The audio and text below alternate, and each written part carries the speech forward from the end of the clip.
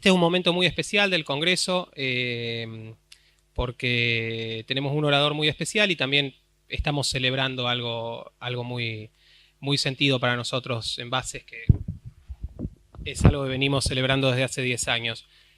Como sabrán, el 9 de noviembre pasado se cumplió un cuarto de siglo de la caída del muro de Berlín y sabiendo que el Congreso estaba tan cerca de la fecha, quisimos hacer el festejo en el marco del Congreso y nos pareció que, a ver, es muy positivo que el comunismo haya desaparecido en Europa, pero desgraciadamente es muy preocupante mucho de lo que está sucediendo en la Argentina y creíamos que probablemente una de las personas que mayor lucidez podría aportar para explicarnos y para esclarecernos respecto de lo que viene sucediendo, que no es un proceso que haya comenzado en esta década, era José Luis Espert. Así que estamos muy contentos de su presencia aquí. Después voy a hablar brevemente de él. Les comento un poco cómo va a ser la programación de esta última sección del Congreso. Ahora, cuando yo termine, va a hablar José Luis. Tras eso va a haber unos minutos para preguntas y comentarios breves de la audiencia. Y luego va a subir Juan Carlos Kachanowski a hacer un anuncio. Y finalmente, donde se hacían los coffee breaks, vamos a hacer un brindis para celebrar un nuevo aniversario de la caída del muro de Berlín. Bueno, José Luis Espert, sospecho que los argentinos lo conocen y lo conocen muy bien. Es, bueno, al margen de sus pergaminos académicos, nos pareció que es probablemente el analista más lúcido y más frontal también de la economía argentina. Nos pareció que era alguien que nos podía venir a aportar conocimientos y a aportar claridad respecto de qué es lo que está pasando en nuestro país. Y una breve anécdota para los que lo conocen y para los que no, que yo le contaba a José Luis. El primer recuerdo que tengo de él es de fines de los 90 o principios de los 2000, cuando en la Argentina hubo un cambio de gobierno y José Luis, sentado en un programa de televisión con quien quizás es probablemente el mafioso más grande del país, es decir, un sindicalista, que en ese momento había recordado que había que hacer paros y la justicia social.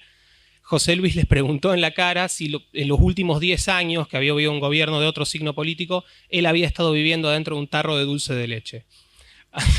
Así que, bueno, eso creo que pinta muy bien la frontalidad de José Luis. Su capacidad técnica y su entendimiento, él mismo se va a encargar ahora de mostrárnoslo a todos. Así que, sin más, los dejo con José Luis Espert y muchas gracias por la presencia y muchas gracias a vos, José Luis, por estar aquí en Rosario. Gracias, Federico. Hola, buenas tardes. ¿Cómo le va? Bueno, gracias a la Fundación Base por la invitación. Muchas gracias a todos los presentes. Gracias a la presencia de algunos de los referentes míos, como Liberal, como Alberto Venegas Lynch, Martín Krause. Gracias a la presencia de un profesor muy querido de mi parte, Alberto Esquenone, alumno de la Escuela de Chicago. Así que gracias por estar aquí. Sin seguramente la enseñanza de ellos no podría tener el convencimiento que tengo de las ideas liberales, sin la formación que he tenido de familia y sin la mujer que tengo, probablemente tampoco sería posible. Miren, yo voy a hablar unos 40 minutos. Mitad de la charla la voy a dedicar a cuestiones de largo plazo de Argentina, la otra parte a más de cuestiones de coyuntura, que es a lo que yo más me dedico.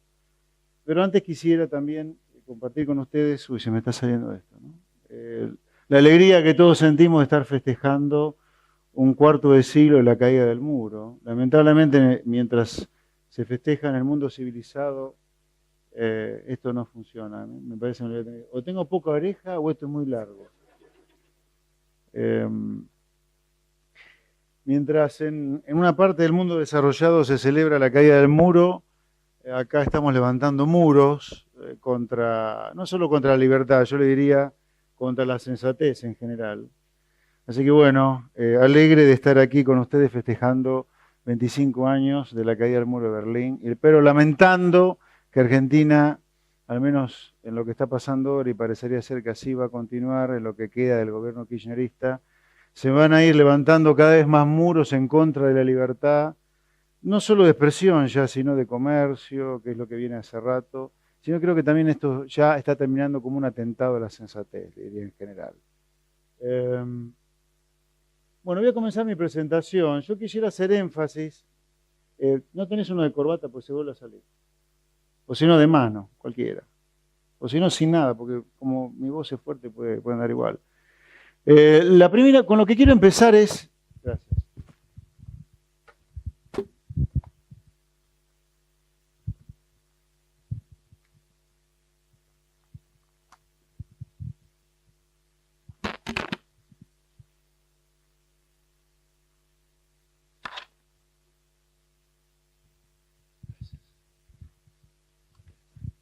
Hola, hola. Bueno, voy a comenzar haciendo una breve reseña de lo que ha pasado con Argentina en los últimos 200 años, contándoles qué es lo que se ve cuando uno mira Argentina de manera estilizada a lo largo del tiempo, o sea, en el largo plazo. Si uno mira el crecimiento económico de Argentina, de manera deliberada no lo he corregido por el crecimiento de la población, que debería haberlo hecho, está hecho, de hecho, en otra transparencia, pero probablemente ustedes estén más familiarizados con mirar los números de crecimiento de un país sin corregir por las cápitas, o sea, sin corregir por el crecimiento poblacional. Estas son series sin corregir por el crecimiento de la población. Si uno mira el crecimiento económico de la economía, el crecimiento de la economía argentina en los últimos 200 años, Argentina ha promediado un crecimiento en los últimos 200 años de 3,4%, casi un punto más de lo que ha crecido la Argentina con respecto del mundo en 200 años. Yo diría, cuando uno mira este número, ya de por sí debería tener la sensación del crecimiento económico argentino ha sido pobre, porque crecer una economía en desarrollo, de ingresos medios abajo como Argentina, solo 1,1 más que el crecimiento económico del mundo es poca cosa, le diría, para poder converger algún día hacia los niveles de altos ingresos, como por ejemplo lo pueden tener economías desarrolladas como la americana, la inglesa, la noruega, Suiza, etc. Ahora, este crecimiento económico del Bicentenario que yo les muestro aquí en este cuarto renglón, que insisto, es solo un punto más que el crecimiento económico del mundo para estos 200 años, tiene claramente dos siglos muy diferentes.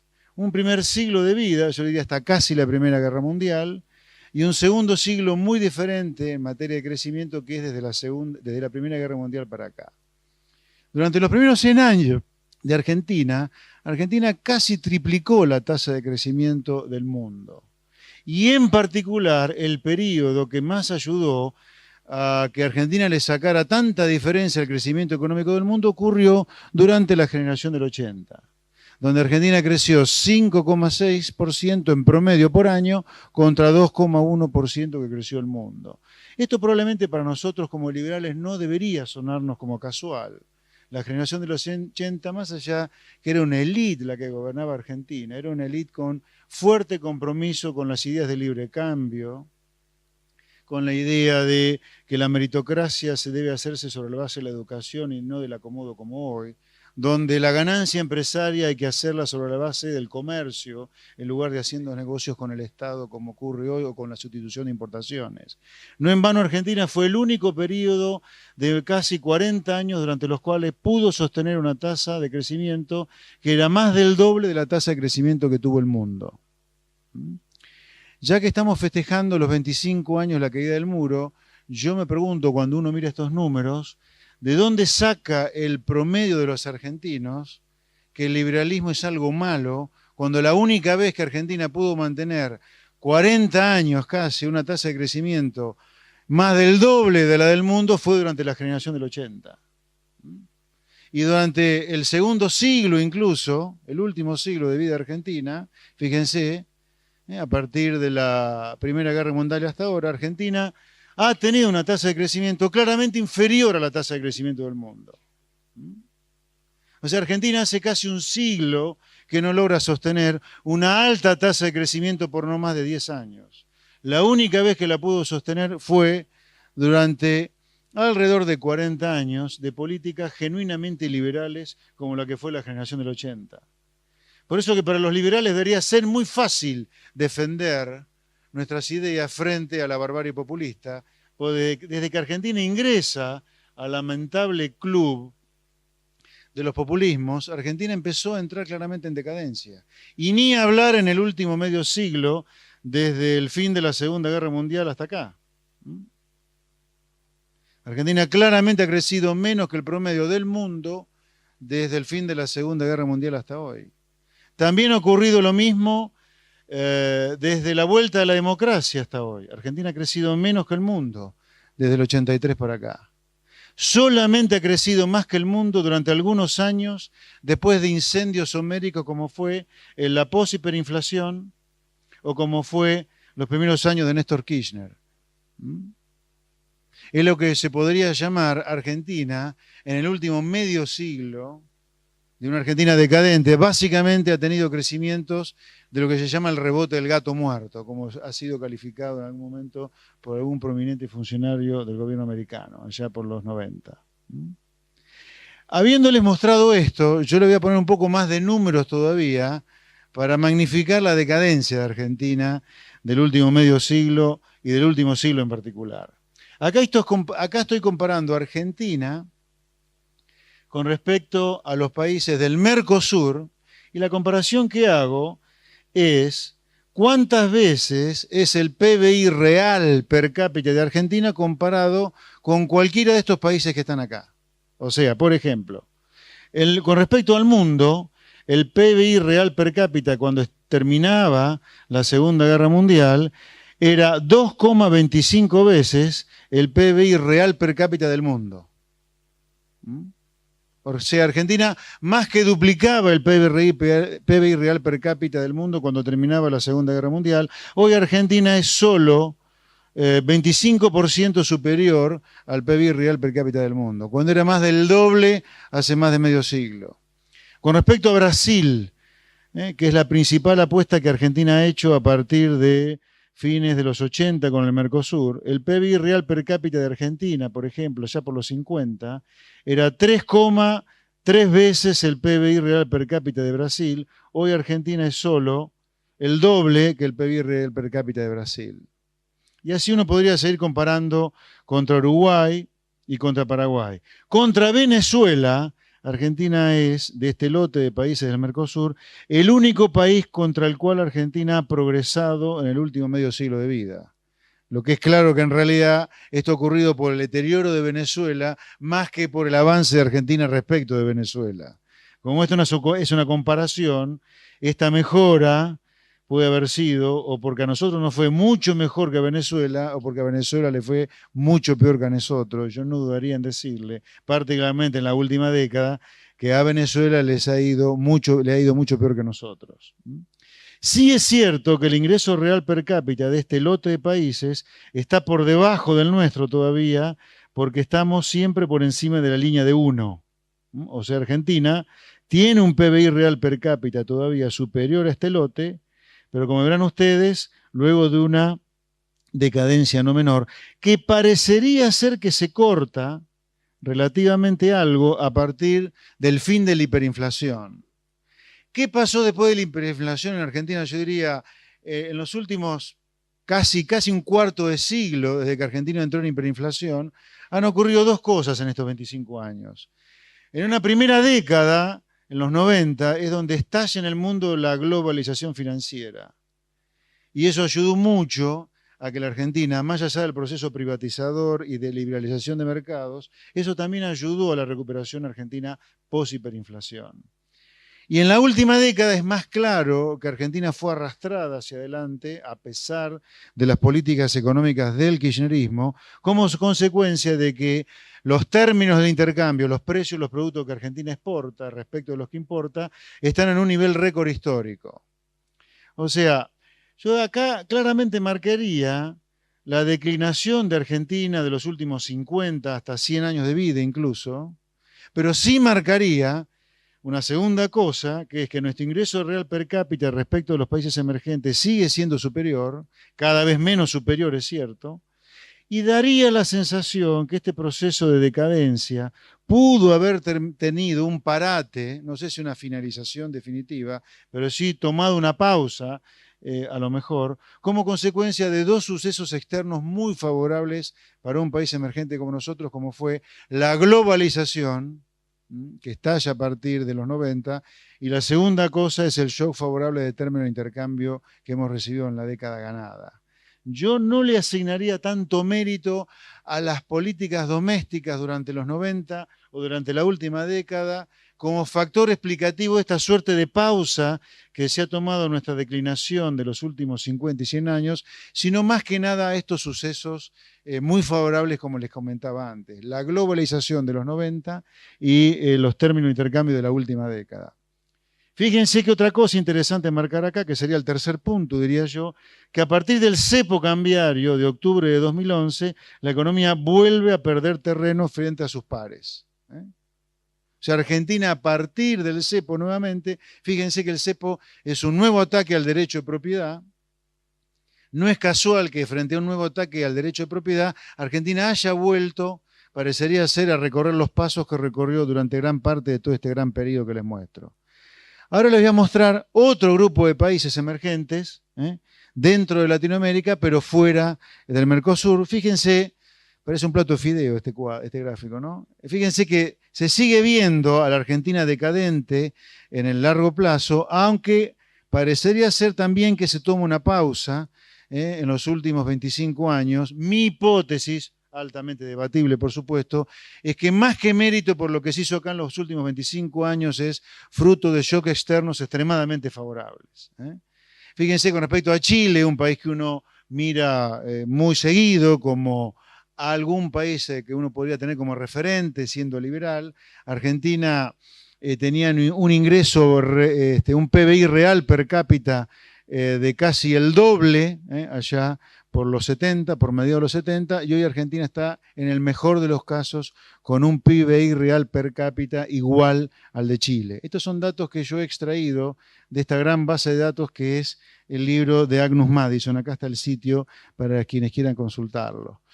En esta tercera transparencia tengo otro grupo de países. Contra los asiáticos es más lacerante todavía la decadencia nuestra. Yo diría, para no aburrirlo con tantos números, contra los asiáticos yo le diría, Argentina tenía 9 a 10 veces el PBI real per cápita de cualquiera de estos asiáticos que están acá, salvo Japón. 9 a 10 veces más de ingreso real per cápita, y hoy ya tiene el mismo PBI real per cápita que algunos de ellos. De 10 veces a 0 veces, o sea, estamos igual en términos relativos. Finalmente, con respecto a los países desarrollados, ahí donde sí se ve, fíjense que el número 1, que es cuando Argentina tiene el mismo ingreso real per cápita que el país en cuestión, acá yo diría, salvo este periodo posterior a la Segunda Guerra Mundial, Argentina siempre ha tenido un PBI real per cápita menor a los países desarrollados que yo les muestro acá. Ahí tienen con color rojo Estados Unidos, Canadá, Alemania, España con color negro, Irlanda con color verde, Australia más claro, el mundo, como siempre, de referencia, y Noruega. Cuando uno lo compara contra el mundo es bien claro que Argentina parecería ser que tuvo un piso acá en la hiperinflación, el rebote que tuvo durante los 90, la caída como consecuencia de la crisis 99-2001, la recuperación después de la década ganada y la vuelta a la caída relativa a partir del cepo cambiario de octubre de 2011. Fíjense qué interesante acá. Este número es casi 1,20, o sea que cuando estallaba la hiperinflación, Argentina tenía un PBI real per cápita 20% superior al mundo, llegó a ser de 60% más alto que el mundo cuando la convertibilidad empezaba a deteriorarse, así por mediados del 98, vuelta a un 20%, incluso menos, en la crisis 2001-2002, recuperamos otra vez y llegamos al 60% y otra vez vuelve a caer. Parece ser que Argentina no resiste la tentación de tener un PBI real per cápita mayor al 60% del promedio del mundo, porque uno ve que en el último cuarto de siglo, cada vez que hemos tocado este umbral de 60%, hemos caído una vez y otra vez ahora. Sí, yo le diría, es claro que Argentina es un país que viene con una decadencia muy larga, que en el mejor de los casos se ha tomado una pausa, creo yo, en el último cuarto de siglo, fruto de dos procesos exógenos a lo que ha hecho Argentina en política económica, como ha sido la globalización y los términos de intercambio en la última década, que cuidado pueden llegar a deteriorarse otra vez tendencialmente si el dólar empieza a fortalecerse en el mundo. Y la pregunta sería, ¿por qué? ¿Por qué ha ocurrido esto? Desde el punto de vista estrictamente económico, creo yo, si abundamos en las preguntas, el factor termina siendo para mí mental. Pero económicamente hablando, yo creo que una de las causas por las cuales Argentina ha entrado en esta decadencia es, en primer lugar, o como concepto le diría, más que en primer lugar, es el rechazo a la libertad y a todo el ideario libertario. O sea, el ideario libertario yo lo definiría como el amor por el libre comercio, el amor por el respeto a las instituciones. Yo diría, agregaría no solo el libre comercio, el respeto a las instituciones, la educación como elemento meritocrático para el progreso en lugar del acomodo. Y en tercer lugar marcaría el amor por hacer negocios con el Estado, ya sea desde el sector empresario o desde la cantidad de gente que trata de vivir a costas del Estado. Yo acá, en primer lugar, le voy a marcar, creo que un tema fundamental de los que les he nombrado, que es el rechazo de la Argentina al libre comercio. Una manera de indicarlo es la participación de las exportaciones argentinas en términos de producto. Este gráfico lo he extraído de nuestro común amigo Jorge Ávila, graduado en la Escuela de Chicago y profesor actualmente del SEMA, donde, por ejemplo, allá sobre finales del siglo XX, las exportaciones de Argentina representaban el 70% del Producto Bruto argentino y fruto del proteccionismo que se inaugura a fines del siglo XX y se exacerba a partir de la crisis del 30, hoy las exportaciones de Argentina, aún con la suba que han tenido en la última década, no llegan a ser, en términos reales y corregido por factores tendenciales, más del 10 puntos del producto. O sea, sin duda que el rechazo al libre comercio como factor básico para generar la ganancia empresaria y el rechazo fundamental que ha habido en la última década a este paradigma, para mí explica una parte de esta decadencia que hemos tenido. El libre comercio permite ser más eficiente, más productivo, incorporar tecnología y uno se conecta con el mundo además. Y la otra cosa que les hablaba, que creo que para mí es fundamental, y ahora sí voy entrando un poquito más en cuestiones de corto plazo también, es lo que ha pasado con el Estado. Yo creo que el Estado en Argentina de a poquito lo hemos ido desnaturalizando y de ser, o del deber ser del Estado, de ser un mero devolvedor de impuestos a la sociedad bajo la forma de bienes públicos, seguridad, educación básica, salud básica, justicia, diplomacia, se ha convertido, yo le diría, en el botín de una parte de la sociedad argentina que yo es la que llamo, cada vez que tengo oportunidad, la oligarquía que vive del Estado. Yo creo que la verdadera lucha distributiva en Argentina no es pobres, ricos, liberales, progres, sino es la oligarquía que vive del Estado y los que no viven del Estado y son los que pagan los impuestos en general. Yo creo que el factor de rechazo al libre comercio, el amor por la sustitución de importaciones y haber desnaturalizado por completo las funciones del Estado, para mí son factores claves para explicar esta decadencia. Y ahora ya poniéndome un poco más en analista de la coyuntura macroeconómica, voy a profundizar este tema de la desnaturalización del rol del Estado y de la consecuencia que ello ha tenido. Yo diría, la consecuencia que ha tenido esencialmente esta desnaturalización del rol del Estado, que de ser proveedor teórico de bienes públicos ha pasado a ser, yo diría, el coto de caza de esta oligarquía que vive del Estado, no solo empresarios, sino también mucha clase media acomodada. Yo diría, la consecuencia es esta, que ha generado muchas crisis en el último medio siglo, y que están detrás de la explicación básica de la decadencia de corto plazo en los últimos 40 años. O sea, si yo le meto lupa a la Argentina en su decadencia de casi un siglo, pero en los últimos 40 años, yo le diría, las crisis que hemos tenido por este tema fiscal que yo le voy a plantear ahora, para mí son claves para explicar la baja tasa de crecimiento promedio que hemos tenido y por lo tanto nuestro deterioro relativo con respecto al resto del mundo. Acá lo que les marco en este gráfico es, en la línea azul particularmente, el resultado fiscal del gobierno, incluyendo las provincias e incluyendo también el gasto público en intereses de la deuda pública. Están los 3 niveles de gobierno, nación, provincias y municipios, y todo el gasto público. Si uno mira esta serie, van a ver ustedes, acá está el número 0. En esta línea horizontal está el número 0.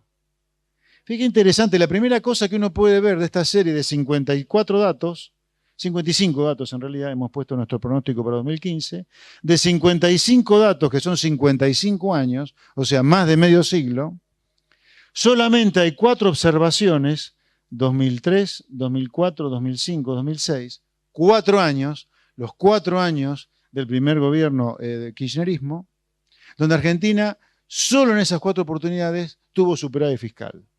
En los restantes 51 años de 55, Argentina estuvo siempre en territorio deficitario. Si ustedes me dijeran que este país que estamos hablando es Estados Unidos, que tiene el mercado de capitales más grande del mundo a disposición, todavía. Pero Argentina, siendo un país pequeño, con tendencialmente poco acceso todavía al mercado de capitales, estos déficits fiscales explican gran parte de todas las crisis que hemos tenido en los últimos 40 años, y por lo tanto la baja tasa de crecimiento que hemos tenido. Miren ustedes, les voy a nombrar 4 crisis en el último medio siglo y probablemente una quinta con el plan llamado década ganada. Acá tenemos la crisis del Rodrigazo, año 75. La crisis del plan de Martínez de Oz, con 11 puntos de déficit fiscal en el año 81. La crisis que termina la hiperinflación, con 8,5 puntos de déficit fiscal. La crisis del 2001, con un déficit fiscal de 7 puntos del producto. Y yo marcaría acá el comienzo del cepo, cuando el déficit fiscal no llegaba a 4 puntos del producto. El año 2014 para nosotros va a terminar en 6 puntos del producto de déficit fiscal, con un 2015 que estamos proyectando a casi 9 puntos del producto de déficit fiscal. O sea, así como la primera cosa que se ve con claridad es que prácticamente Argentina en el último medio siglo, groseramente el 100% del tiempo ha estado con déficit fiscal, la segunda cosa que surge es que esta trayectoria tendencial y deficitaria ha acarreado 4 crisis homéricas. La gran pregunta es si no vamos para la quinta en medio siglo, promediando una cada 10 años. ¿Vieron que se dice comúnmente que Argentina cada 10 años tiene una crisis? Bueno, en algún lugar la sabiduría popular, en algún lugar, toma en cuenta este tipo de datos, por ejemplo. La crisis del Rodrigazo, la crisis de Martínez de Oz, la crisis de la hiperinflación, la crisis 2001, y Argentina muy probablemente, si sigue así, vaya otra vez a una crisis para volver a retomar durante algún tiempo a lo mejor el crecimiento económico.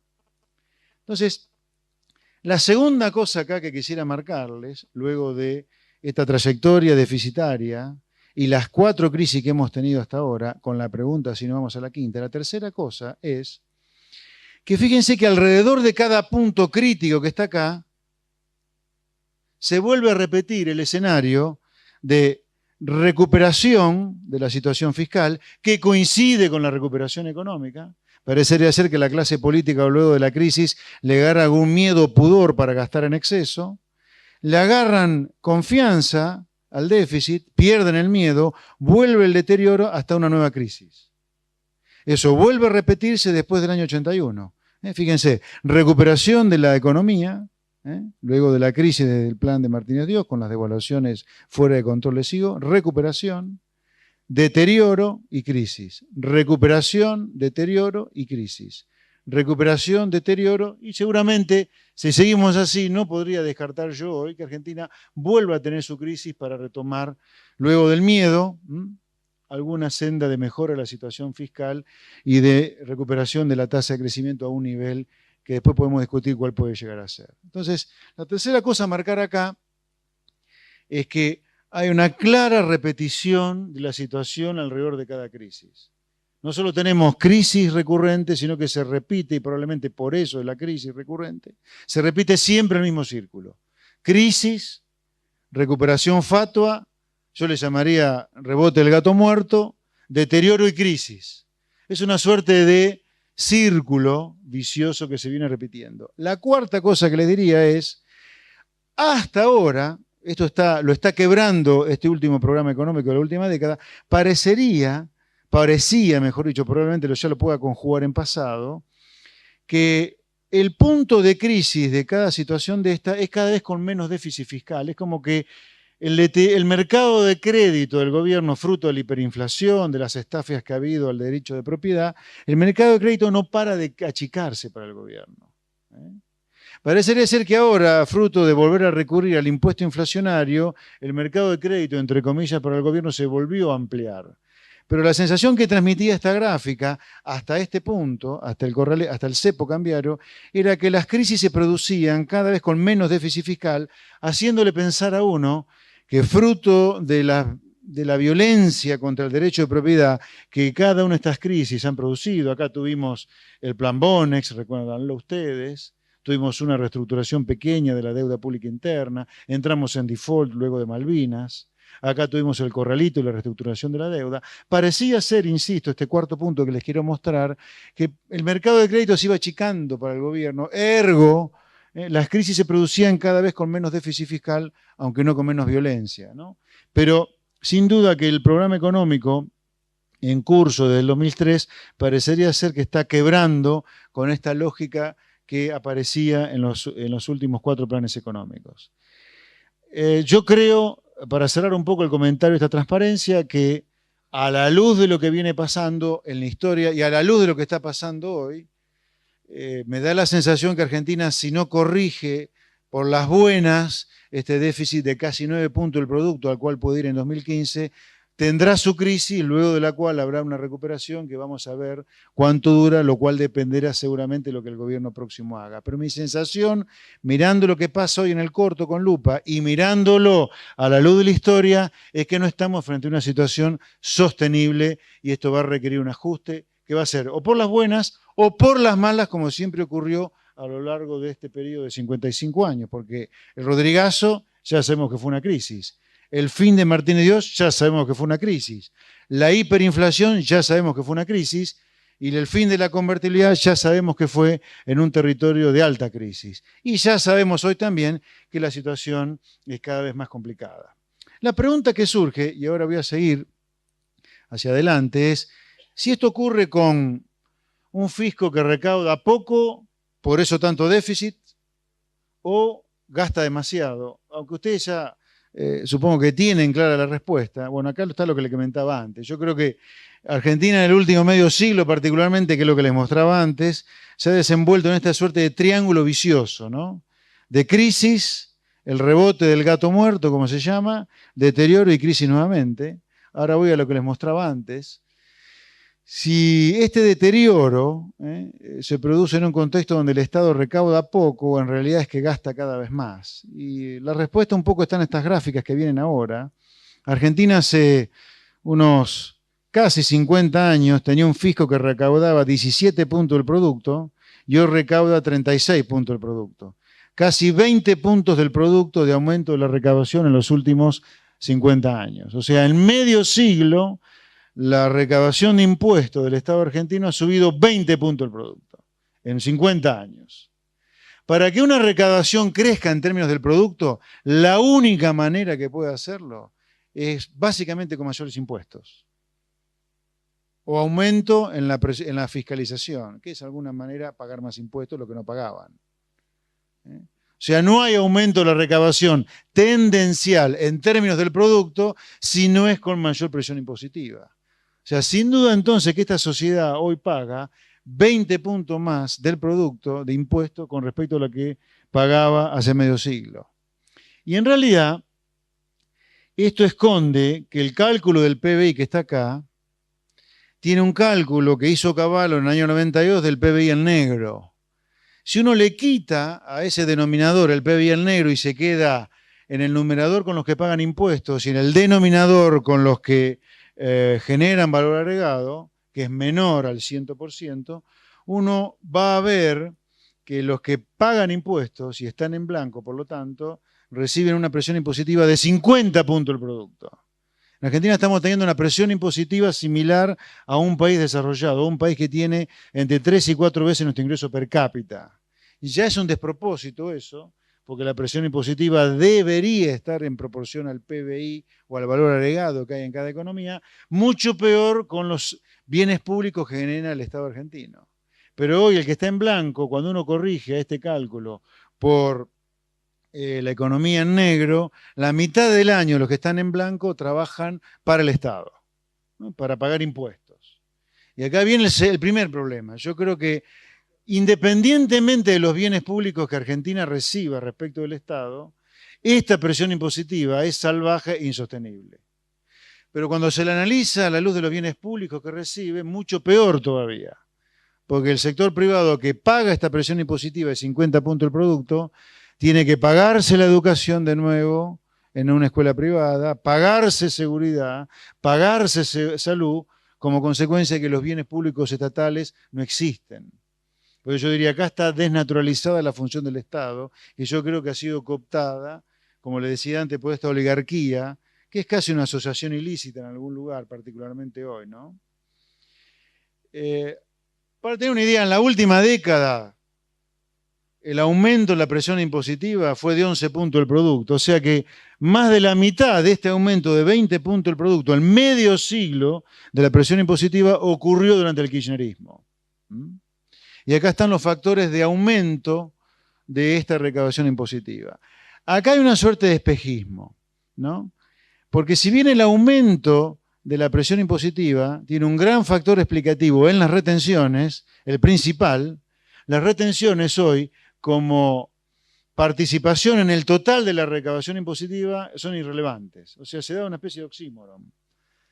La recaudación de impuestos por retenciones, ahora se lo voy a mostrar, es irrelevante dentro de las finanzas públicas, pero cuando uno explica el aumento de la recaudación de la última década, es clave.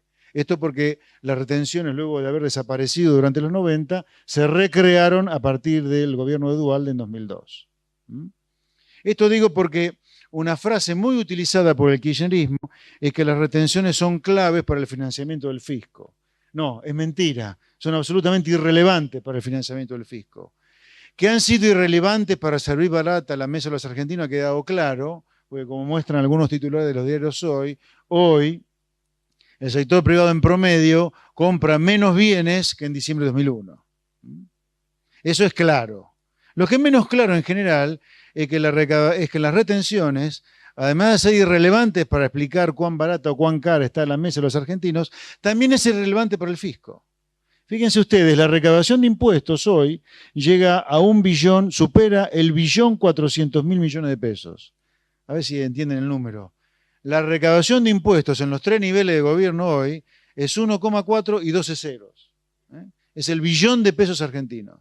De ese 1.400.000, las retenciones son solo 98.000 millones de pesos. O sea, las retenciones a las exportaciones son menos del 8% del total de la recaudación. El 90% de la recaudación proviene de otros impuestos que no son retenciones, como por ejemplo los impuestos que se recaudan a nivel provincial, inmobiliario rural, inmobiliario residencial, patentes, el impuesto al valor agregado, el impuesto a las ganancias y el otro impuesto en importancia, el segundo impuesto en importancia de la estructura impositiva argentina es el impuesto al trabajo. ¿Cómo no va a tener uno 1/3 de la población que trabaja en negro si el impuesto al trabajo es el segundo impuesto en importancia y recaudación de Argentina? Es imposible. El segundo punto que les quería enfatizar acá es cuál es la trayectoria del gasto público. Ha quedado claro que la recaudación de impuestos ha virtualmente volado en la última década. El problema fiscal que tenemos hoy tiene que ver con el exceso de gasto público. El gasto público pasó de estos 25 puntos del producto en 2002 a más de 40 puntos en el 2014. El aumento del gasto público en la última década se explica esencialmente por lo que ha pasado con el gasto público en remuneraciones, el gasto público en jubilaciones, otra parte de los subsidios. Acá vuelve a existir el mismo espejismo que con las retenciones. Es muy común escuchar a los economistas de los candidatos a presidente hablar de que si se eliminan los subsidios, se elimina el déficit fiscal. Sin duda. El número de déficit fiscal se parece mucho al gasto en subsidios. Ahora se lo voy a mostrar. Pero la falacia es que los subsidios aparecen como las retenciones en la última década. Sobre el nivel de gasto público, los subsidios son irrelevantes. Ahí voy. El gasto público total de Argentina hoy son, estos 42 puntos del producto, 1,7 billones de pesos. De los cuales los subsidios totales solo representan 290.000 millones de pesos y los subsidios energéticos, de los cuales tanto se habla, en el 2013 eran solamente 81.000 millones de pesos. O sea, supongamos que este número ha crecido el 50% durante este año. Entonces, este nivel de subsidios energéticos, que es lo que todos los candidatos a presidente quieren eliminar, llegaran a 120.000 millones de pesos, tendríamos que menos del 10% del gasto público son subsidios. Entonces, cuidado, las retenciones son irrelevantes para explicar el financiamiento del fisco y los subsidios son irrelevantes para explicar el gasto público de hoy. El gasto público de hoy sigue estando donde siempre en lo que es el empleo público. Transitoriamente, en los últimos 10 años, ha explotado el gasto en seguridad social como consecuencia no solo del aumento de las jubilaciones, sino como consecuencia también de los 2 jubileos previsionales que el gobierno ha hecho, sin prever las consecuencias que iba a tener sobre las finanzas públicas y en última instancia sobre la propia gente que parece ser beneficiada en el corto plazo. Porque en parte este exceso de gasto es causa del déficit, es causa del financiamiento inflacionario y causa el deterioro de los ingresos reales de hoy. Entonces, es claro que el problema de Argentina fiscal no es de recaudación, sí claramente de gasto público, insisto, con una irrelevancia absoluta de las retenciones para el financiamiento del fisco y del gasto en subsidios. Yo entiendo que políticamente ningún candidato a ministro de Economía de los candidatos a presidente hablan de esto, pues ahí que está la clientela, es obvio. Ahí está su clientela. Cuando uno habla de la desnaturalización del rol del Estado en Argentina, habla de esto. Acá no importa cuántos bienes públicos provee el Estado, y yo creo que la provisión de bienes públicos es el único argumento para pagar impuestos, pero en esta enfermedad argentina sobre el rol del Estado, ningún candidato hoy habla de que el problema en realidad es el empleo público, por ejemplo, que representa 40% de todo el gasto público. No, el problema parece ser para todos los candidatos a presidente subsidios. No es así, es falso. Bueno, ahora para meterme un poco más en el corto plazo, lo que voy a hacer es plantearle un poco un ejercicio de consistencia contable, les diría yo, sobre cómo pinta el año 2015. Nuestra sensación para 2015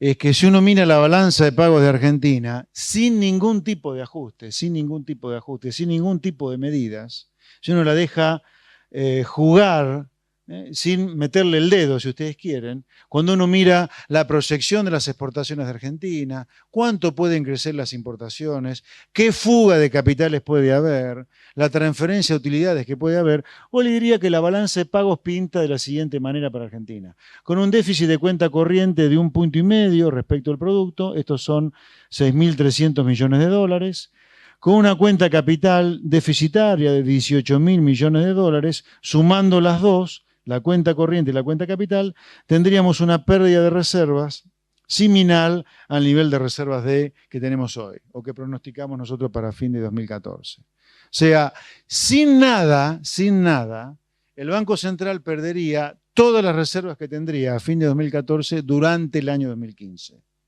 Las reservas terminarían en cero, o 1.240 millones solamente durante el año que viene. Obviamente esto no va a ocurrir, esto tiene cero chance de ocurrencia, pero sí plantea un poco el desafío frente al cual se enfrenta el gobierno para el año 2015. ¿Qué medidas nosotros hemos pensado que el gobierno podría tomar nada indoloras en el corto plazo para tratar de bajar esta pérdida de reservas que yo les muestro aquí? Las siguientes. Arrancamos en este cuadro auxiliar con la pérdida de reservas que tiende a haber en 2015, que es igual a casi el total de reservas que tendría el Banco Central al fin de 2014, y las medidas que podrían afectar favorablemente la balanza de pagos de Argentina podrían ser que el default continuara, y de esa manera el gobierno se evitaría de pagar los cupones de intereses de los bonos par y discount, el swap con el Banco Central Chino. Nosotros creemos que el canje de Bodén que ocurriría el año que viene podría favorecer las cuentas públicas en 2.000 millones de dólares. De organismos internacionales entendemos que recibiríamos 2.200 millones de dólares y las licencias del 4G que recién acaba de ocurrir podrían aportar otros 500 millones de dólares. Como final, este conjunto de medidas indoloras aportarían 8.200 millones de dólares a la balanza de pagos de Argentina, ergo, la pérdida de reservas de casi 25.000 millones de dólares se achicaría a 17.000 millones de dólares para totalizar con un nivel de reservas a fin de 2015 de 9.400 millones, más o menos un tercio de las reservas que tenemos hoy. O sea, sin medidas indoloras, el Banco Central a fin de 2015 tendría solo un tercio de las reservas que tiene hoy. Eso tampoco va a ocurrir. Ahora, para que no ocurra esto, ya el gobierno tiene que hacer cosas algo dolorosas. El conjunto de medidas que hay para evitar una caída de reservas de 17.000 millones de dólares ya es más dolorosa que estas indoloras que están nombradas acá, este conjunto de 5 medidas. Vamos a ver qué medidas podrían ocurrir. Para continuar con esta pequeña historia contable de la Argentina 2015, acá hay que meter un jugador importantísimo que es la cuestión fiscal. Porque el ejercicio que les voy a plantear es, miren, con este déficit fiscal es posible que se dé esta pérdida de reservas si se coloca X cantidad de deuda. Con este déficit fiscal, que yo creo que es la variable que está acomodada para el 2015, año electoral, dependiendo de la colocación de deuda pública, se pueden perder menos reservas que las que están acá. Esto es un poco lo que les voy a plantear ahora. El déficit fiscal para el año que viene, creciendo el gasto público como que está creciendo hoy, cerca de 45 a 50%, el déficit fiscal del año que viene es el 8.7 que yo les mostraba en el gráfico del déficit. Estos son 438.000 millones de pesos. Si le agregamos los vencimientos de deuda inevitables que hay para el año que viene, el agujero de caja para el año que viene es de 532.000 millones de pesos, 10 puntos del producto. Fíjese qué número impresionante porque el déficit de caja del año que viene está en el orden del déficit de caja de los 4 años que van entre 2011 y 2014. Fíjense, 532.000 millones es aproximadamente un poco más del 80% del déficit de caja acumulado en los 4 años 2011-2014. O sea que el desafío que aparece fiscal para el año 2015 es homérico. ¿Qué medidas indoloras podía tener el fisco para tomar el año que viene para bajar este déficit de caja que, insisto, arranca en 532.000 millones de pesos sin tomar demasiadas medidas? Bueno, algunas se repiten con respecto a las medidas que permitirían evitar la pérdida de reservas que le mostraba inicialmente la balanza de pagos. Acá está puesta en pesos, los atrasos del par discount, las utilidades del Fondo de Garantía de Sustentabilidad, algún financiamiento del Banco Nación, desembolso de organismos, el canje de Bodén, las licencias de 4G, el swap con el Banco Central de China y algunas emisiones de deuda que podrían darse. Fíjense qué interesante, Argentina pasó del desendeudamiento al endeudamiento muy rápido. Argentina ha vuelto a endeudarse otra vez, por ahora internamente. Y yo creo que la especulación de algunos miembros del equipo económico es el año que viene salir del default y volver a colocar deuda externa. No sé si lo van a lograr, pero sin duda que algunos miembros del equipo económico piensan en eso. Con todas estas medidas indoloras que están acá, que suman 114.000 millones de pesos, el déficit de caja pasa de 532.000 a 417.000. Pero al gobierno le queda una medida indolora más para transformar este déficit de caja inmanejable, creo yo, a un déficit de caja que con dolor se puede manejar, que es el financiamiento monetario del Banco Central en algún lugar a partir del impuesto inflacionario. ¿Qué es lo que quiero decir con esto? Si uno supone alguna estabilidad en la demanda real de dinero, la gente para que pueda tener el mismo poder adquisitivo de sus billetes en el bolsillo necesita aumentar su demanda nominal. Bueno, frente a ese aumento de la demanda nominal de dinero, el gobierno emite dinero, perdón, el Banco Central emite dinero y financia parte del desequilibrio de caja que le mostré antes.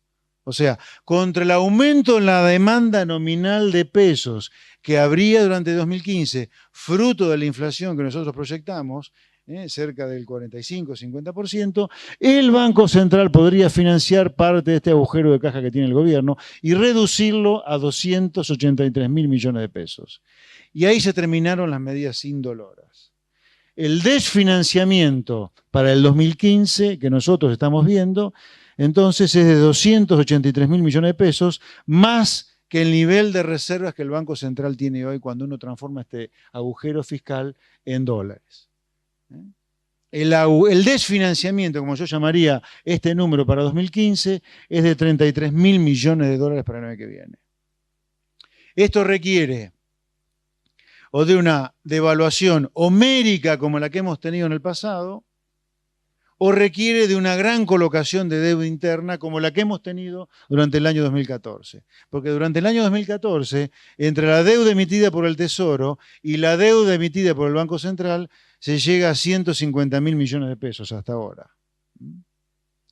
Entonces, acá lo que yo planteo en este ejercicio siguiente es una suerte de cierre de contable de esta identidad macroeconómica que está arriba, que sería un enfoque medio particular que le hemos hecho en el estudio del enfoque monetario del balance de pagos, ¿no? Donde la variación de reservas va a depender de ese agujero de caja que le mostré antes de 32.000 millones de dólares y de la cantidad de deuda que el Banco Central o el gobierno esté dispuesto a colocar.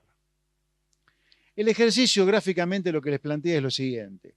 Si el gobierno estuviera dispuesto a perder los 17.000 millones de dólares que les mostré antes de reserva del Banco Central, la colocación de deuda interna, dado este desfinanciamiento adicional al ya realizado, alcanza los 125.000 millones de pesos.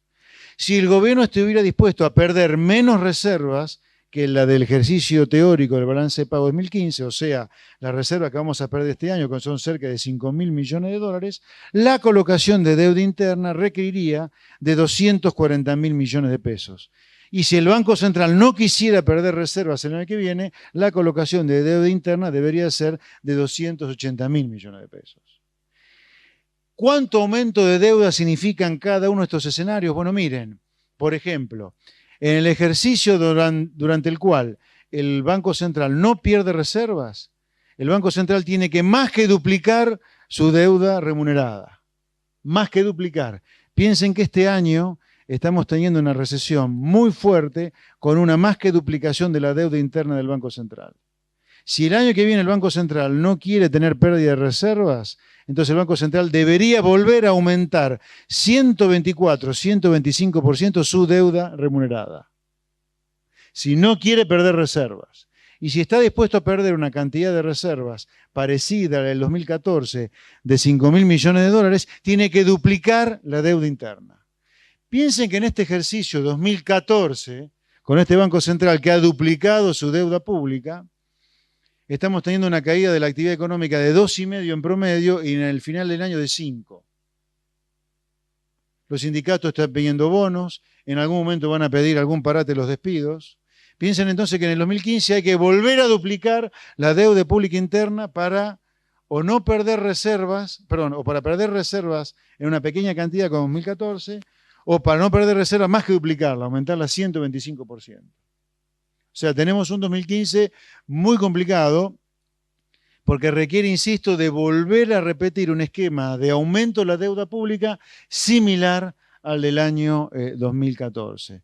Si saliéramos del default en la primera parte del año, yo diría, no cambiaría mucho estos números, porque como creo que el problema de corto plazo en Argentina vuelve a ser real, no monetario, es un problema real de insostenibilidad de este gasto público, porque genera una presión impositiva impagable para la gente, una inflación insostenible, una pérdida de reservas insostenible, un nivel de colocación de deuda pública también insostenible, por la que la actividad económica está cayendo y muy fuerte. Dado este problema real que tenemos en cuanto al gasto público y la presión impositiva que le sigue, Hasta que no haya una solución al problema real, vamos a estar debatiendo alguna crisis o algún ajuste. Por eso creo que si Argentina saliera del default, y no tengo la menor idea si va a salir porque es una adivinanza, si saliera del default yo solo creo que habría algo de capital golondrina que aliviaría algo el efecto recesivo de esta colocación enorme de deuda interna que el gobierno tiene que hacer para que el problema no explote. Por eso no cambiaría demasiado el pronóstico de actividad económica que yo les voy a plantear acá, que es un pronóstico de actividad económica con una caída muy fuerte de la actividad económica de 4,5% para el año que viene, luego de una caída de 2% para este año, aunque fíjense que estoy manteniendo para el año 2015 una caída de la actividad económica similar a la que está teniendo hoy la economía. Aunque entre puntas es ligeramente superior a 5%.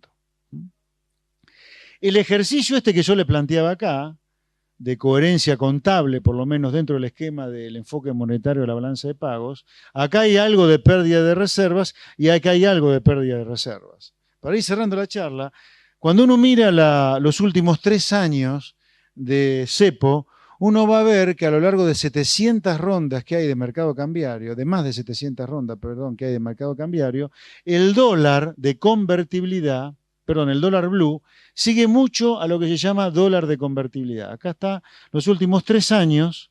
Fíjense, la línea azul es el dólar blue y la línea roja es el dólar de convertibilidad. Fíjense qué regularidad que tiene la línea azul en seguir a la línea roja. El dólar de convertibilidad, por si no lo saben, es el valor del dólar. No es ni el libre, ni el blue, ni el CCL, ni el oficial. Es un dólar, es una relación técnica, que sería el dólar al cual el Banco Central rescataría todos los pesos en circulación que él ha emitido con las reservas que tiene en cada punto del tiempo.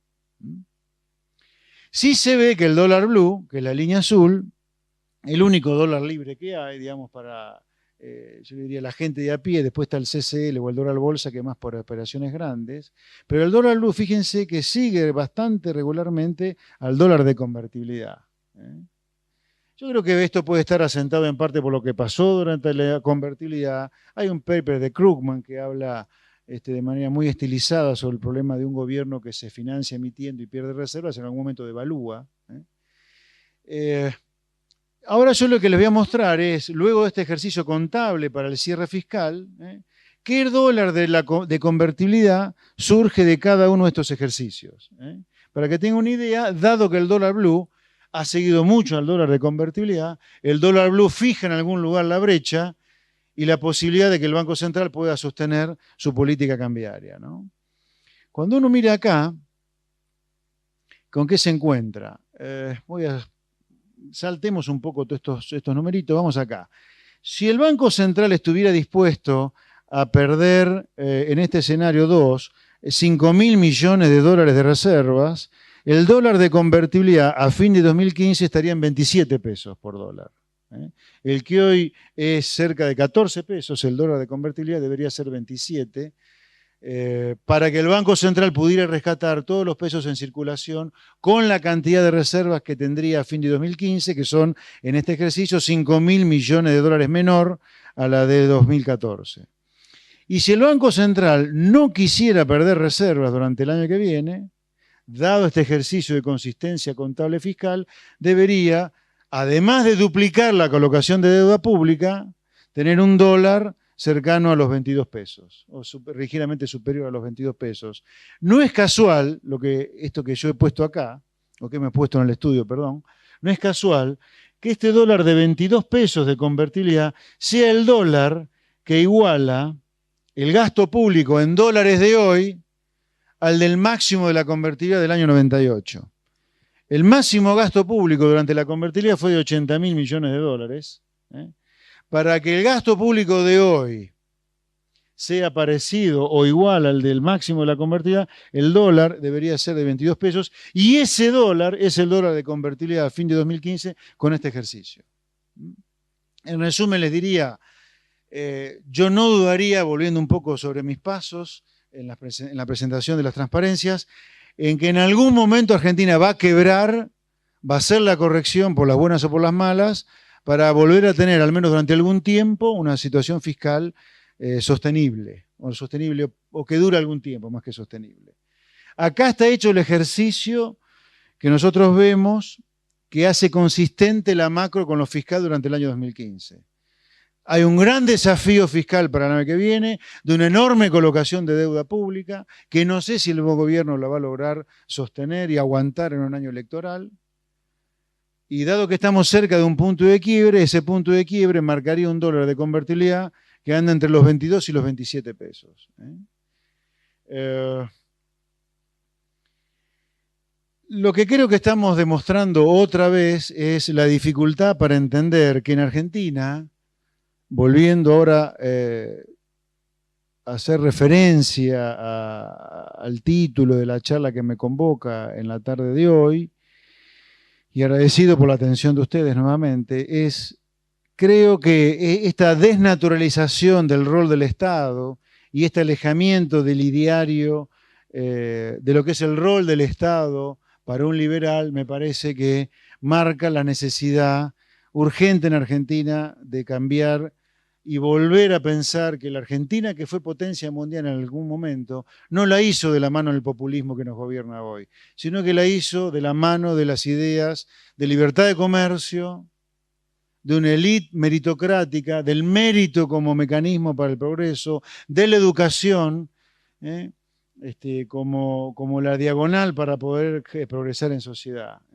Me parece que el hecho que el Estado esté cooptado por esta oligarquía, que es la verdadera oligarquía destituyente, no la que llama el gobierno oligarquía destituyente, me parece que hasta que no cambiemos la perspectiva sobre lo que es el Estado, Argentina se va a seguir replicando y replicando. Yo lo que lamento hoy en Argentina, y con esto sí cierro, es que no haya ningún candidato presidencial hoy que diga que el problema de corto plazo está no solo en el gasto público insostenible, que explica el 99% de estas crisis de corto plazo del último medio siglo, sino que está en el empleo público, con lo cual me están demostrando que en algún lugar son parte del problema y no de la solución. Gracias.